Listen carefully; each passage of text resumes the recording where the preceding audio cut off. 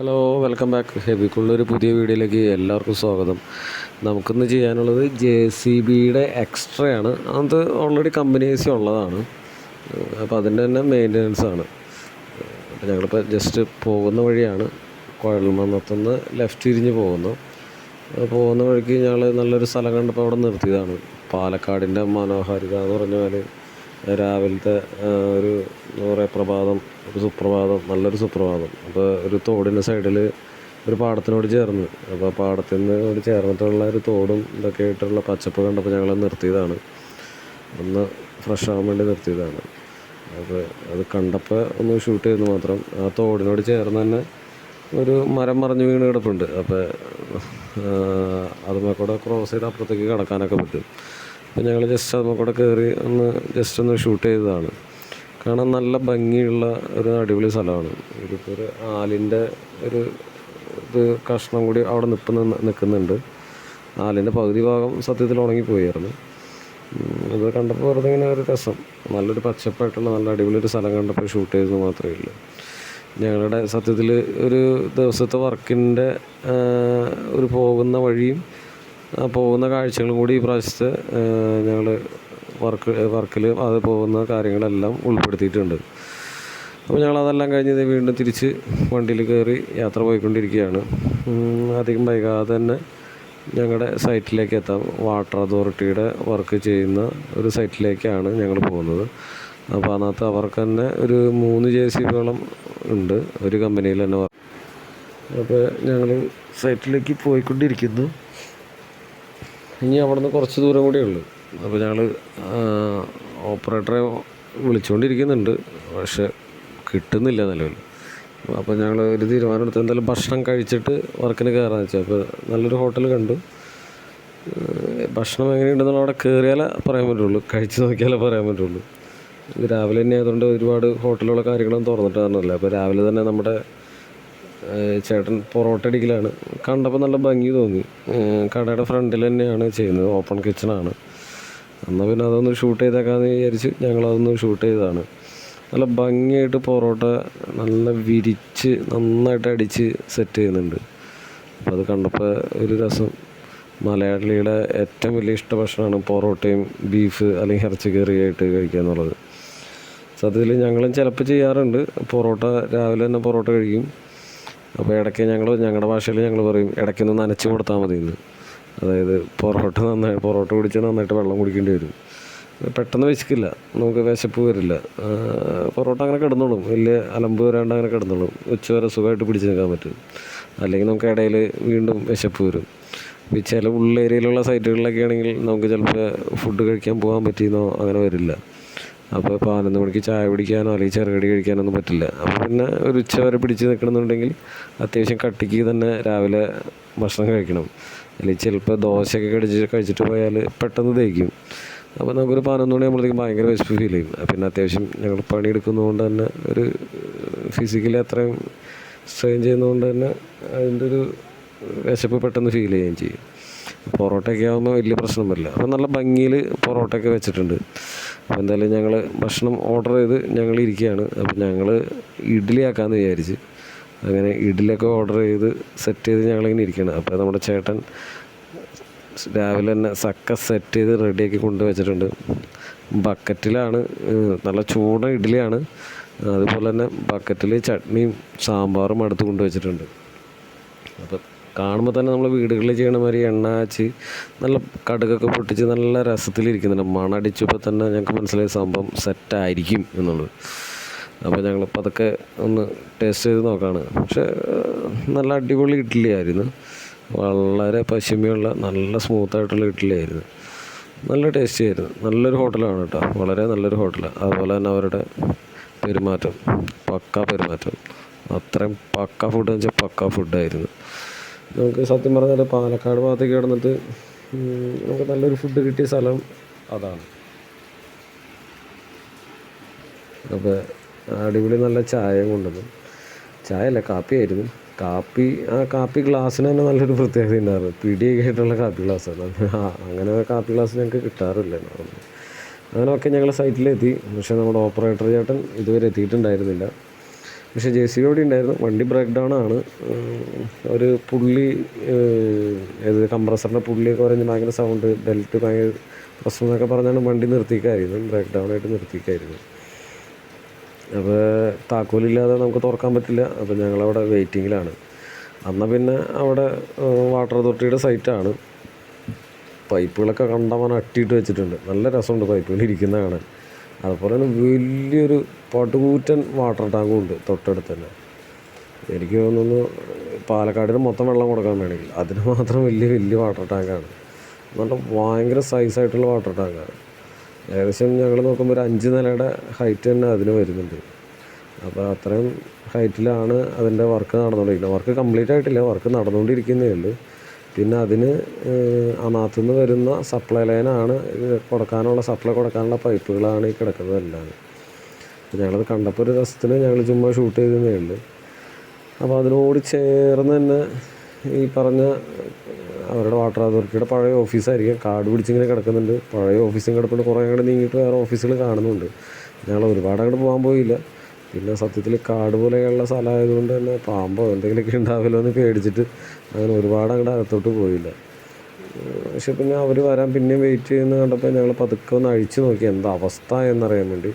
Pipe അഴിച്ചപ്പോൾ തന്നെ മനസ്സിലായി അതിഭീകരമാണ് അതിൻ്റെ അവസ്ഥ എന്നുള്ളത് കംപ്രസറിന്. കാരണം കംപ്രസർ ഒന്നുമില്ല അതിൻ്റെ അകത്ത്. ഇപ്പോൾ ഈ കാണുന്നത് നിലവിൽ ശരിക്കും ആ പൈപ്പിൻ്റെ അകത്ത് കാണുന്നത് ശരിക്കും അലുമിനിയത്തിൻ്റെ പൊടിയാണ്. അലുമിനിയത്തിൻ്റെ പൊടി ഓയിലായിട്ട് മിക്സ് ആയിട്ടാണ് ഇങ്ങനെ കറുത്ത് അങ്ങനെ വരാൻ. അത് മെറ്റൽ പീസറാണ് ഇത്. അത് ഫുള്ള് ക്ലീൻ ചെയ്യണം. കംപ്രസർ എന്തായാലും മാറണം. അപ്പോൾ ഇനിയിപ്പോൾ എന്തായാലും വന്ന് നമുക്ക് അഴിക്കണമെന്നുണ്ടെങ്കിൽ താക്കോൽ കിട്ടാതെ അതിൻ്റെ ഷീൽഡോ കാര്യങ്ങളൊന്നും അഴിക്കാൻ പറ്റില്ല. അവർ വരാൻ വേണ്ടി ഞങ്ങൾ വെയിറ്റ് ചെയ്തു. അപ്പോൾ കിട്ടിയ ഗ്യാപ്പിൽ ഞങ്ങൾ ബാക്കിയത്തും കൂടി ഒരു ഷൂട്ടിങ് തുടർന്നതാണ്. വളരെ നല്ലൊരു ആംബിയൻസാണ്. വളരെ സാധാരണ പാലക്കാട് എന്ന് പറയുമ്പോൾ എല്ലാവരും ധാരണയിൽ വളരെ ചൂടും ഇതൊക്കെ ആയിട്ടുള്ളൊരു സ്ഥലം എന്നാണ് പറയുക. പക്ഷേ ഈ പറഞ്ഞ സ്ഥലം നല്ല ഭംഗിയുള്ള സ്ഥലം, നല്ല പച്ചപ്പായിട്ട് പഴയ മരങ്ങളും കാര്യങ്ങളൊക്കെ ആയിട്ട്, അതായത് നമ്മളൊന്നും വട്ടം പിടിച്ചാൽ എത്തില്ല അതുമാരത്തെ വലിയ മരങ്ങളൊക്കെ ആയിട്ടുള്ള നല്ല അടിപൊളി സ്ഥലം. നല്ല കാണാൻ നല്ല ഭംഗിയുണ്ടായിരുന്നതാണ്. ഇവിടെ ഷൂട്ട് ചെയ്യാൻ പറ്റുമോ ഇല്ലയെന്ന് അറിയില്ല, എന്നാലും ഞങ്ങൾ ഷൂട്ട് ചെയ്തെന്ന് മാത്രം. പിന്നെ ഇടിഞ്ഞു പൊളിഞ്ഞ് കിടക്കുന്ന പോലത്തെ ഒരു പഴയ ഒരു ഓഫീസങ്ങാണ്ടാണ്, ഗവൺമെൻറ് ഓഫീസങ്ങാണ്ടാണ്. അത് കാലഹരണപ്പെട്ടിട്ടുള്ള ഒരവസ്ഥയിലാണ്, ജീർണാവസ്ഥയിലാണ് നിൽക്കുന്നത്. എന്നാലും അതങ്ങനെ നിൽക്കുന്നതാണെങ്കിൽ തന്നെ അതിൻ്റെ അകത്തും മരങ്ങളൊക്കെ വീണിട്ട് ഉള്ളൊരവസ്ഥയിലാണ് നിൽക്കുന്നത്. പക്ഷെ എന്നാലും അത് കിടക്കുന്ന അവസ്ഥയിൽ അതിന് കാണാനൊരു ഭംഗിയുണ്ട്. പഴയ മരങ്ങളാണ്, മറഞ്ഞു കിടക്കുന്നതൊക്കെയാണ്. പക്ഷെ എന്നാലും ഒരു രസം കണ്ടുകൊണ്ട് ഞങ്ങളങ്ങനെ ഷൂട്ട് ചെയ്തു മാത്രം.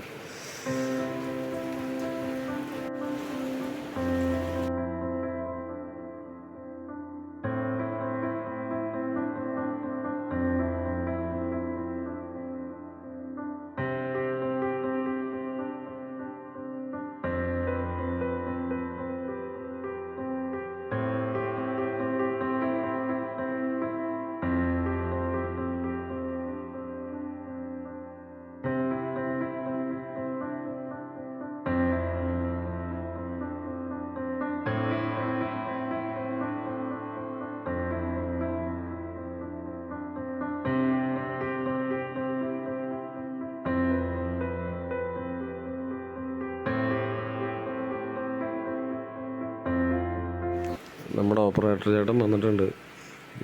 കണ്ടപ്പോൾ തന്നെ പേടിച്ചു പോയി. പുള്ളി വേറൊരു സ്ഥലത്ത്, ബെയറിങ് വേറൊരു സ്ഥലത്ത്, അങ്ങനെയുള്ള രീതിയിലാണ് നിൽക്കുന്നത്.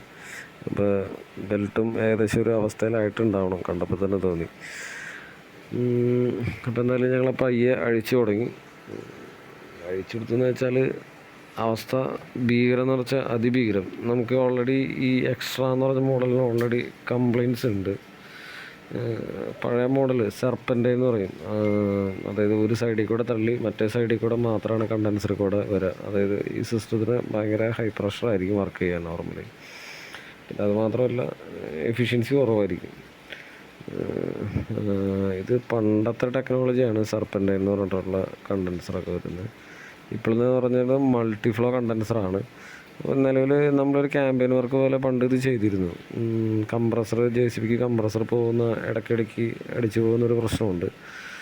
അപ്പോൾ അത് ഒഴിവാക്കാൻ വേണ്ടിയിട്ടുള്ള അതിന് കുറച്ച് ടിപ്സ് ഉണ്ട്. അത് ഓൾറെഡി ഫുൾ ഡീറ്റെയിൽ ആയിട്ട് നമ്മൾ ഈ വീഡിയോയിൽ തന്നെ കാണിക്കുന്നുണ്ട്.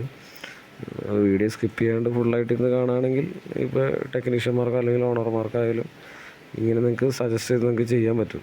നിലവിൽ ഇതുപോലെ ചെയ്യാതെ എടുക്കാൻ പറ്റും. ഞങ്ങൾ ഓരോ പാർട്ടുകൾ ഞങ്ങൾ അഴിച്ചുകൊണ്ടിരിക്കുകയാണ്. അപ്പോൾ കാണുന്നതെല്ലാം മോശമല്ല, അമാതിരി അവസ്ഥയിലാണ് വരുന്നത്. ഇപ്പോൾ ആ കംപ്രസറിൻ്റെ അകത്തുനിന്ന് വന്ന ഓയിലാണ് ഈ കുറൂറാന്ന് ഇങ്ങനെ കറുത്ത് കരിക്കട്ട പോലെ ഇരിക്കുന്നത്. അപ്പോൾ ഒന്നും ചെയ്യാനില്ല, സിസ്റ്റം കംപ്ലീറ്റ് അഴിച്ച് AC കംപ്ലീറ്റ് സാധനം അഴിച്ച് കെമിക്കൽ വാഷ് ചെയ്ത് ഫ്ലഷ് ചെയ്തിട്ട് വേണം നമുക്ക് പുതിയ കംപ്രസർ കണ്ടൻസർ എന്താണെന്ന് വെച്ചാൽ സിസ്റ്റത്തിലേക്ക് വെക്കാൻ. അല്ലെങ്കിൽ വെക്കുന്ന സാധനം അധികം വൈകാതെ തന്നെ അത് പോകും. കാരണം കംപ്ലീറ്റ് പിസറായതുകൊണ്ടാണ് ആ പഴയ കംപ്രസറിൻ്റെ മെറ്റൽ പാർട്ടിക്കിൾസാണ് ബ്ലാക്കിഷ് കളറിൽ മൊത്തത്തിൽ കാണുന്നത്. അത് AC സിസ്റ്റത്തിൽ മൊത്തത്തിലുണ്ടാവും. ചിലരോടത് പറഞ്ഞാൽ മനസ്സിലാവില്ല. അപ്പോൾ അത് ഫുൾ ഡീറ്റെയിൽ ആയിട്ട് കാണാൻ വേണ്ടിയിട്ടാണ് ഇപ്പം ഇങ്ങനെ കാണിച്ചത് തന്നെ. ഇപ്പോൾ ആ ബെൽറ്റിൻ്റെ അവസ്ഥ അതിഭീകരമാണ്. ബെൽറ്റ് കാഴ്ചയിൽ കാണുമ്പോൾ ബെൽറ്റിൻ്റെ പുറം ഭാഗം കാണുമ്പോൾ ഒന്നും പ്രശ്നം ഉണ്ടാവില്ല. പക്ഷേ അതിൻ്റെ അകത്ത് ആകെ ഈ പറഞ്ഞ റബ്ബറിൻ്റെ കോമ്പൗണ്ട് ഉണ്ടാവില്ല, ആകെ നൈലോൺ മാത്രമായിട്ട് തീർന്നിട്ടാണ്. നൈലോൺ മാത്രം ഒരുപാട് കിടന്ന് ഓടിയാൽ പുള്ളിക്ക് തേയ്മാനം വരാനുള്ള ചാൻസ് വളരെ കൂടുതലാണ്. പുള്ളിക്ക് തന്നെ അതായത് റൂട്ടും ക്രസ്റ്റ് എന്ന് പറയും. ഇങ്ങനെ ഒരു മോനഭാഗം ഉണ്ടാവും, അതുമാതിരി തന്നെ അതിൻ്റെ താഴ്ച ഭാഗം ഉണ്ടാവും. അപ്പോൾ അന്നത്തെ മോനഭാഗം തേഞ്ഞ് തീരാനുള്ള ചാൻസ് വളരെ കൂടുതലാണ്. ആ മോന പോയിട്ട് അത് റൗണ്ട് പോലെയാവും. ബെൽറ്റ് മാറാതെ ഒരുപാട് വിളിക്കുന്ന ആൾക്കാർക്ക് അങ്ങനെ പ്രശ്നം കാണാറുണ്ട്. ഇത് കണ്ടൻസറാണ്, റേഡിയേറ്ററിൻ്റെ ഫ്രണ്ടിൽ വരുന്ന കണ്ടൻസർ. ഇത് സർപ്പൻ്റൈൻ മോഡൽ എന്ന് പറഞ്ഞിട്ടുള്ള മോഡലാണ്. അപ്പോൾ ആ കണ്ടൻസറിൻ്റെ പൈപ്പ് അഴിച്ചപ്പോഴാണ് അതിനകത്തുനിന്ന് പീസർ വരുന്നുണ്ട്. അപ്പോൾ നമ്മൾ നേരത്തെ ഇവാപറേറ്റർ അഴിച്ച് അതിനകത്തുനിന്ന് പീസർ വരുന്നുണ്ട്, ഓയിൽ വരുന്നുണ്ട്, കണ്ടൻസറിൽ നിന്ന് ഓയിൽ വരുന്നുണ്ട്, കംപ്രസറിൽ നിന്നും വരുന്നുണ്ട്. അതായത് AC സിസ്റ്റം മൊത്തം ഈ കറുത്ത കരി ഓയിൽ പോലെ ഇരിക്കുന്നില്ല. കരി ഓയിലല്ല, മെറ്റൽ പാർട്ടിക്കിൾസ് അരഞ്ഞു കൂടിയിരിക്കുന്നതാണ്. അപ്പോൾ ഇതെന്തായാലും ഫുള്ളായിട്ട് കെമിക്കൽ ചെയ്ത് റെഡിയാക്കി എടുക്കുക തന്നെ വേണം. പിന്നെ വേറെ കാര്യങ്ങൾ പറയാം, നമ്മൾ എത്ര കെമിക്കൽ ചെയ്താലും 100% അത് ക്ലീൻ ആവില്ല. എത്ര ചെയ്താലും 100% ക്ലീൻ ആവില്ല. എവിടെയെങ്കിലും ചെറിയ തട്ടും തൊടിയും എവിടെയെങ്കിലൊക്കെ ഇരിക്കും, അത് ഷുവറാണ്. എന്നാലും നമ്മുടെ കഴിവിൻ്റെ പരമാവധി നമ്മൾ ക്ലീൻ ചെയ്ത് സെറ്റ് ചെയ്തിട്ട് വേണം അടുത്തത് ചെയ്യാൻ. അപ്പോൾ ഞങ്ങളെ കണ്ടൻസറും കൂടി അഴിച്ചെടുക്കുകയാണ് നിലവിൽ. അപ്പോൾ നമുക്കിപ്പോൾ ഇങ്ങനെ ഒരു വർക്ക് സൈറ്റിൽ കിടക്കുന്നത് കൊണ്ട് തന്നെ, ഒരു സൈറ്റിൽ കിടക്കുന്നതുകൊണ്ട് തന്നെ ചെയ്യാൻ ഓപ്ഷൻ ഇല്ലാത്തതുകൊണ്ട് അടുത്ത ഒരു സർവീസ് സെൻറ്റർ നോക്കി ഞങ്ങൾ പോയതാണ്. അപ്പോൾ നെല്ലറയിൽ എന്ന് പറഞ്ഞിട്ടുള്ള ഒരു വാട്ടർ സർവീസിൻ്റെ ഒരു സ്ഥലം ഞങ്ങൾക്ക് കിട്ടി. അപ്പോൾ നല്ല അടിപൊളി സ്ഥലമായിരുന്നു കേട്ടോ. അപ്പോൾ നല്ല സഹകരണമായിരുന്നു അവിടുത്തെ ചേട്ടൻ നമുക്ക്. അപ്പോൾ നെല്ലറയിൽ ഓട്ടോമോട്ടീവ് എന്ന് പറഞ്ഞിട്ടുള്ള ഒരു, ശരിക്കും പറഞ്ഞാൽ അവർക്ക് ഡീറ്റെയിലിംഗ് സെൻറ്റർ പോലത്തെ ഒരു ഫുൾ സെറ്റപ്പ് അവർക്കുണ്ട്. അപ്പോൾ അവിടെ ചെന്നിട്ടാണ് ഞങ്ങൾ പരിപാടികൾ ചെയ്തത്. അപ്പോൾ കെമിക്കൽ ഒഴിച്ചിട്ട് നമ്മളെ പ്രഷർ വാഷർ കൊണ്ട് വെള്ളം നമ്മൾ അടിക്കുകയാണ് ചെയ്യുന്നത് അതിനകത്ത്. അപ്പോൾ അത്രയും ക്ലിയറായിട്ട് നമുക്ക് വരുന്നത്, അതിനകത്ത് കംപ്ലീറ്റ് അഴുക്ക് പോകണം. വളരെ സൂക്ഷിച്ച് ചെയ്യാനുള്ളൊരു പരിപാടിയാണ്. അല്ലെങ്കിൽ ഈ പ്രഷർ വാഷറിൻ്റെ അകത്ത് പെട്ട് കഴിഞ്ഞാൽ കൈ ഡാമേജ് ആവാനുള്ള ചാൻസ് വളരെ കൂടുതലാണ്. അപ്പോൾ അത്രയും പ്രഷറിൽ അത് അടിച്ച് കളഞ്ഞ് എല്ലാം കളഞ്ഞതിന് ശേഷം നല്ല ഫുൾ ഡ്രൈ ആയിട്ട് നിൽക്കുന്ന എയർ കൊണ്ട് അടിച്ച് ഫുൾ ഡ്രൈ ആക്കി എടുക്കണം. ഇപ്പോൾ കെമിക്കൽ ഒഴിക്കുന്നതാണ് കാണുന്നത്. കെമിക്കൽ കുപ്പിയിലാക്കി ഞങ്ങൾ കൊണ്ടുപോയിട്ടുണ്ടായിരുന്നു. അപ്പോൾ അത് അതിനകത്തേക്ക് നേരെ ഒഴിക്കുകയാണ് ചെയ്യുക. അത് കഴിഞ്ഞിട്ട് കുറച്ച് നേരം വെയിറ്റ് ചെയ്തതിന് ശേഷം നമ്മൾ അതിനകത്ത് ഓൾറെഡി വെള്ളമടിച്ച് ക്ലിയറാണ് ചെയ്യുക. എന്നിട്ട് എയർ അടിച്ച് വീണ്ടും ഡ്രൈ ആക്കും. അത് കഴിഞ്ഞ് കുറച്ച് തിന്നർ ഒഴിക്കും. അത് കഴിഞ്ഞ് വീണ്ടും ഈ കെമിക്കൽ ആഡ് ചെയ്യും. അത് കഴിഞ്ഞ് വീണ്ടും വെള്ളം ഹൈ പ്രഷറിലടിക്കും, വീണ്ടും എയർ അടിക്കും. അതിങ്ങനെ പ്രോസസ്സ് ഇങ്ങനെ തുടർന്നുകൊണ്ടേയിരിക്കും. അത് എപ്പോൾ ക്ലിയർ ആവുന്നോ അതാണ് അതിൻ്റെ കണക്ക്. അപ്പോൾ അത്രയും നന്നായിട്ട് ക്ലിയർ ചെയ്ത് നന്നായിട്ട് എയർ അടിച്ച് ഡ്രൈ ആക്കി കറക്റ്റ് ചെയ്തെടുക്കണം. ഇത് അത്യാവശ്യം നല്ല സമയമെടുക്കുന്നൊരു പ്രോസസ്സാണ്. നോർമലി നമുക്കൊരു ഇൻസ്റ്റാളേഷൻ, JCBയുടെ ഇൻസ്റ്റാളേഷൻ ഒരു 8 മണിക്കൂർ 10 മണിക്കൂർ കൊണ്ടൊക്കെ മാക്സിമം അത്രയും മതി, അതുകൊണ്ട് തീരും. പക്ഷേ ഈ ക്ലീനിങ് എന്ന് പറഞ്ഞാൽ അത്രയും ഡീപ്പായിട്ട് ക്ലീൻ ചെയ്ത് തന്നെ എടുക്കണം. പിന്നെ ശ്രദ്ധിക്കേണ്ട മെയിൻ കാര്യം, ഈ കെമിക്കൽ കണ്ണിലോ മേത്തോ ആവാൻ പാടില്ല. അയാൾ ഡേഞ്ചറാണ്. പൊള്ളാനൊക്കെ വളരെ ചാൻസ് കൂടുതലാണ്. കൈയുടെയൊക്കെ തൊലി, ചിലർക്ക് ഭയങ്കര അലർജി പ്രശ്നമുണ്ടാകും, കൈയുടെ തൊലി പോകാനും ഇതൊക്കെ ചാൻസ് കൂടുതലാണ്. പിന്നെ ഞങ്ങൾക്ക് അതൊക്കെ ശീലമായി. ഇതന്നെ പരിപാടിയല്ല ഞങ്ങൾക്ക്. അപ്പോൾ അതുകൊണ്ട് ഞങ്ങൾക്ക് അതൊന്നും ശീലമായി. അതൊന്നും വലിയ വിഷയമില്ലാത്ത രീതിയിലാണ് ഞങ്ങളുടെ പണികളൊക്കെ. അപ്പോൾ മെക്കാനിക്കൽ എന്ന് പറഞ്ഞാൽ നോർമലി ഇങ്ങനെയൊക്കെ തന്നെയാണ് ഞങ്ങളുടെ ജീവിതം. കരിപുരണ്ട ജീവിതം എന്ന് പറഞ്ഞാൽ വലിയ കുഴപ്പമില്ല. എന്നാലും ഞങ്ങൾ പരമാവധി കളർഫുള്ളാക്കി സെറ്റ് ചെയ്യുന്നത്. അപ്പോൾ ഞങ്ങൾ ഇതിൻ്റെ ഇടയ്ക്ക് വണ്ടി റൺ ചെയ്യിക്കാൻ വേണ്ടിയിട്ട് ഓൾറെഡി ഞങ്ങൾ കൊണ്ടുവന്ന പുതിയ കംപ്രസർ അതിനകത്ത് ആഡ് ചെയ്തിരുന്നു. അത് കഴിഞ്ഞിട്ട് ബെൽറ്റ് കൂടി ഇട്ടിട്ടാണ് നമ്മൾ വണ്ടി അവിടെ നിന്ന് ഓടിച്ചുകൊണ്ട് വന്നത്. അപ്പോൾ ഫുൾ ക്ലിയർ ചെയ്ത് എല്ലാം കഴിഞ്ഞതിന് ശേഷമാണ് നമ്മൾ ബാക്കി പുതിയ കണ്ടൻസറായാലും പുതിയ സംഭവങ്ങൾ എല്ലാം ആഡ് ചെയ്യുള്ളൂ. അല്ലെങ്കിൽ വയ്ക്കുന്ന സാധനത്തിന് ലൈഫ് ഉണ്ടാവില്ല, ആ സാധനം പെട്ടെന്ന് തന്നെ പോകും. അപ്പോൾ അത് പ്രത്യേകം ശ്രദ്ധിക്കേണ്ട കാര്യങ്ങളാണ്. അത് നമ്മൾ എത്രയോ ക്ലീൻ ചെയ്യുന്നോ ഡീപ്പ് ക്ലീൻ ചെയ്യുന്നോ അത്രയും നല്ലതാണ്. പിന്നീടേക്ക് ഒരു പ്രാവശ്യം പോലും അതിൻ്റെ ഒരു ബുദ്ധിമുട്ട് ഉണ്ടാവരുത്. അപ്പോൾ ആ റേഞ്ചിലേക്കാണ് നമ്മൾ ചെയ്തെടുക്കൽ. അപ്പോൾ ഇപ്പോൾ ചിലപ്പോൾ 2, 3, 4 പ്രാവശ്യം കൊണ്ടൊന്നും തീരില്ല. ചിലപ്പോൾ 10, 15 പ്രാവശ്യം കൂടി ക്ലീൻ ചെയ്താൽ മാത്രമേ അത് ക്ലിയറായി കയറി വരുള്ളൂ. അപ്പോൾ നമ്മൾ കെമിക്കലിട്ട് എത്ര നേരം വയ്ക്കുന്നോ അതിനനുസരിച്ച് ഇങ്ങനെ മാറ്റങ്ങൾ വന്നുകൊണ്ടേയിരിക്കും, അന്നത്തെ ഇളകിക്കൊണ്ടിരിക്കും. പിന്നെ എയറടിച്ച് ഡ്രൈ ആക്കി വീണ്ടും ചെയ്ത് വരുമ്പോൾ വീണ്ടും ഒരു വിധം എന്നുള്ള ഒരു 95 അല്ലെങ്കിൽ 98% റെഡിയാവും. എന്നാലും ഒരു 2% എങ്ങനെ പോയാലും ആ സിസ്റ്റത്തിൽ എവിടെയെങ്കിലൊക്കെ ആയിട്ട് കാണിരിക്കും, ഇല്ലാതിരിക്കില്ല. അപ്പോൾ അങ്ങനെ അവസാനം നമ്മുടെ ക്ലീനിങ് ഒക്കെ കഴിഞ്ഞ് നമ്മൾ പയ്യെ വീണ്ടും ചെയ്തോടത്തേക്ക് തന്നെ തിരിച്ചെത്തി. അപ്പോൾ ഇത് കഴിഞ്ഞ് നമ്മുടെ പഴയ കണ്ടൻസർ അഴിച്ച് മാറ്റിയപ്പോൾ കൂളറിൻ്റെ അവിടെയൊക്കെ നിറച്ച് അഴുക്കിലിരിക്കുന്നില്ല. നമ്മുടെ ഓപ്പറേറ്റർ ചേട്ടൻ അതൊക്കെ ക്ലീൻ ചെയ്ത് സെറ്റ് ചെയ്ത് തന്നു. നമ്മളിപ്പോൾ ഇനി വയ്ക്കുന്ന കണ്ടൻസർ വ്യത്യാസമുണ്ട്. മൾട്ടിഫ്ലോ കണ്ടൻസറാണ് വയ്ക്കുന്നത്. അതുപോലെ തന്നെ അത് എയർ കൊടുക്കുന്ന ഇവാപ്പറേറ്ററിന് ടോപ്പിലിടും, റൂഫ് ടോപ്പിലേക്ക് എയർ കൊടുക്കുന്ന പില്ലറിൽ ആ ട്യൂബിൽ നമ്മൾ സെപ്പറേറ്റ് 2 വെൻറ്റും കൂടി കൊടുക്കും. അതെന്തിനാണെന്ന് വെച്ചാൽ കയറുന്ന എയർ നല്ല തണവുണ്ടാവും. റൂഫ് ടോപ്പിലെത്തി താഴേക്ക് വരുമ്പോൾ ആ റൂഫ് ടോപ്പിൻ്റെ ഹീറ്റും കൂടി വലിച്ച് ആ സാധനം താഴേക്ക് തള്ളുമ്പോൾ എയറിൻ്റെ ആ ഫ്ലോയും കുറയും. അതേപോലെ തന്നെ അതിൻ്റെ തണവിൻ്റെ ഇൻറ്റൻസിറ്റിയിൽ മാറ്റം വരും. നോർമലി നമ്മൾ ആ പില്ലറിലോട്ട് കയറുമ്പോൾ 5 ഡിഗ്രി ഒക്കെ ഉണ്ടാവും. അത് താഴോട്ട് വരുമ്പോഴത്തേക്കും അത് 20-23 ഡിഗ്രിയുടെ അടുത്ത് മാറ്റം വരും. അപ്പോൾ പെട്ടെന്നൊന്നും തണുക്കില്ല. നല്ല ഉച്ച നേരത്ത് വണ്ടിയുടെ അകത്ത് കയറി ഇരുന്നാൽ മീൻസ് ഒരു 12 മണി ആ നേരത്തൊക്കെ കംപ്രസർ കട്ട് ഓഫ് ആവില്ല ഒരു കാരണവശാൽ. പിന്നെ വെയിലൊക്കെ നന്നായിട്ടൊന്ന് ചൂടാറി എല്ലാം കഴിഞ്ഞ് ഒരു 3 മണി 4 മണിയൊക്കെ ആകുമ്പോൾ കംപ്രസർ കട്ട് ഓഫ് തുടങ്ങുള്ളൂ. അത് കണ്ടിന്യൂസ് ആയിട്ട് വർക്ക് ചെയ്യുന്ന വണ്ടികൾക്ക് കാണുന്നൊരു പ്രശ്നം അതാണ്. നോർമലി ഒരു കംപ്രസർ ഒരു 5 മിനിറ്റ് കൂടുതലൊന്നും ഒരുപാട് നേരം കിടന്ന് ഓടാൻ പാടില്ല. ഒരുപാട് ഓടി കഴിഞ്ഞാൽ പിന്നെ പോരാത്തിന് ഹൈ RPM വർക്ക് ചെയ്യുന്നതുകൊണ്ട് തന്നെ കംപ്രസറിൻ്റെ റീഡർ വാൽവ് പൊട്ടാനുള്ള ചാൻസ് വളരെ. നോർമലി സംഭവിക്കുന്നത് റീഡർ വാൽവ് പൊട്ടി അത് പിസ്റ്റണിനടിച്ച് അങ്ങനെ കയറി ജാമായി അങ്ങനെ കയറിയാണ് ഈ പിസ്റ്ററുകളെല്ലാം വരുന്നത്. കണ്ടപ്പോൾ പഴയ സർപ്പൻ്റൈൻ മോഡൽ കണ്ടൻസറിൽ കാണാൻ നമുക്ക് ഇങ്ങനെ പാമ്പ് ചുറ്റി വെക്കണം, ചുറ്റിയാണ് ഇരിക്കുന്നത്. അതാണ് സർപ്പൻ്റൈൻ. മറ്റേതെന്ന് വെച്ചാൽ മൾട്ടിഫ്ലോ കണ്ടൻസറിൽ 2 ട്യൂബാണ് വരിക. ആ ട്യൂബിൽ പകുതി ഭാഗത്തൊക്കെ ഒന്നിച്ച് കയറി കോറുകൾക്കൂടെ ഒന്നിച്ച് കയറി തിരിച്ചൊന്നിച്ച് അപ്പുറത്തെ ട്യൂബിൽ കൂടെ ഇറങ്ങുകയാണ് ചെയ്യുക. അപ്പോൾ പെട്ടെന്ന് തന്നെ സർക്കുലേഷൻ നടക്കും. കുറഞ്ഞ ഏരിയയിൽ തന്നെ കൂടുതൽ എഫിഷ്യൻ്റായിട്ട് ആ സിസ്റ്റം വർക്ക് ചെയ്യുകയാണ് ചെയ്യുക. അപ്പോൾ ഇത്രയും ക്യാമ്പയിൻ വർക്ക് ചെയ്യും. അത് കൂടാതെ അതിനകത്ത് നമ്മൾ ടെമ്പറേച്ചർ കൺട്രോളർ വേറെ സെപ്പറേറ്റ് വെക്കുന്നുണ്ട് ഈ ഇവാപ്പറേറ്ററിനകത്ത്. അതും സെറ്റ് ചെയ്ത് അതിൻ്റെ എക്സ്പാൻഷൻ വാൽവിൽ ചെറിയൊരു മാറ്റം കൂടി വരുത്തിയതിന് ശേഷമാണ് നമ്മൾ വയ്ക്കുക.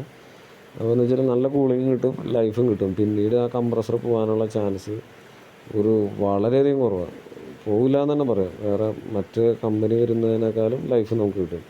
ഇത് കമ്പനി വരുമ്പോഴുള്ള പ്രശ്നം എന്ന് വെച്ചാൽ ഇതാണ്, ഈ പറഞ്ഞ സർപ്പൻ്റൈൻ മോഡൽ വെക്കുന്നതുകൊണ്ട് തന്നെ അതിന് എഫിഷ്യൻസി കുറഞ്ഞു പോകും. അതുകൊണ്ടാണ് ഇങ്ങനെ വരുന്നത്. എന്തായാലും നമ്മുടെ വർക്കുകൾ ഏകദേശം എല്ലാം കഴിഞ്ഞിട്ടുണ്ട്. കസ്റ്റമർ വെൽ സാറ്റിസ്ഫൈഡ് ആണ്. ഓപ്പറേറ്റർ നല്ല വെയിലത്തിട്ട് തന്നെ ഫുള്ള് ചെക്ക് ചെയ്ത് വരുന്നത്. ഓക്കെ, ഒരു വീഡിയോ ആയിട്ട് നമുക്കിനി വീണ്ടും കാണാം.